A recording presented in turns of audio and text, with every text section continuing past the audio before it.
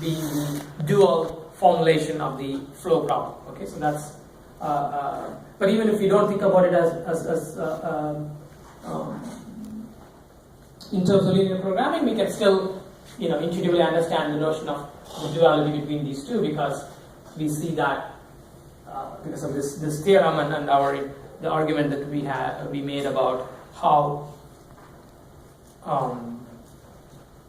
the cut set defines a bound.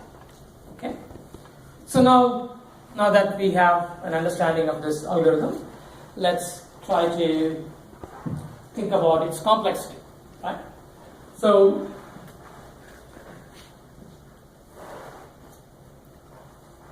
we want to find a path, right? So finding a path, we are not trying to find the shortest path, right? At least we are just trying to find a path, and we are not trying to find a path of maximum capacity or anything like that. We just want some path, right? And so we can do that using a DFS or BFS, which means it's going to take time linear in the number of edges, right? Or number of edges and number of vertices to find a path. So each step of the algorithm is going to take order of E time, right?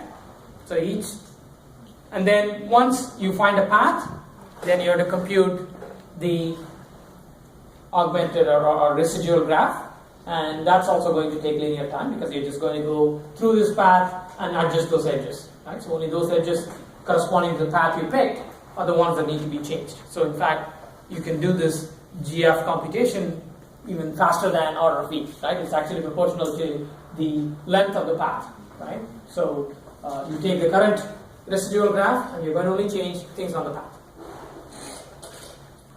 And you also see that each iteration has to add at least 1 unit of flow, right? Because if there is a path, then clearly that means there is greater than 0, edges, right? So therefore, each edge has at least capacity of 1.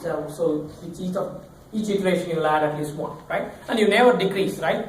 You realize that even though sometimes you reverse the flow through certain edges, at a path level you are always adding. Therefore, each step increases the amount of flow from S to T, right? It never decreases.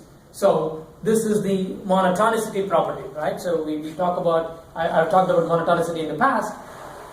Very often when we talk about algorithms or any other problem and we are interested in, okay, is it going to terminate? One of the questions, arguments we'll make is this kind of monotonicity. We say, okay, it can only keep on decreasing, or it can only keep on increasing, and there is a finite limit, and therefore it cannot go on forever, right? So the same way we are arguing that each time we are going to add 1 unit, and if C is the maximum flow that we compute, then the total runtime is order of C times E, right? Because each iteration takes order of E time, and there are going to be at most C iterations, because each iteration adds at least 1 unit, correct?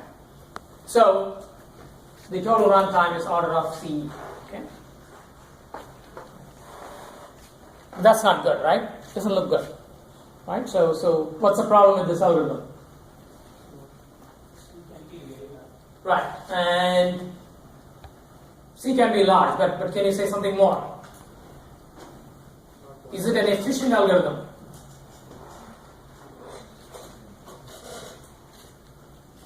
So just like the knapsack problem that we talked about, so this is not if the only bound you can give is C times E, that's not a polynomial bound, right? Because the capacity is, the graph size, the capacity is not the size, right? So I can say the capacity for each edge is, 100 billion, right? Well, obviously, I can construct a graph with 4 vertices and edges that have, 100 billion as a capacity, and clearly I'm taking time that's not linear. If I need to spend 4 billion units or 100 billion units of time to compute the path, right? So this is not a polynomial algorithm, but you can see that this is sort of a very rough argument, right? It's not like every time we are adding just 1 unit, right? What we do is we find a path and then we find we add the capacity of the path, right? So, in particular, if you don't pick paths arbitrarily, if you pick paths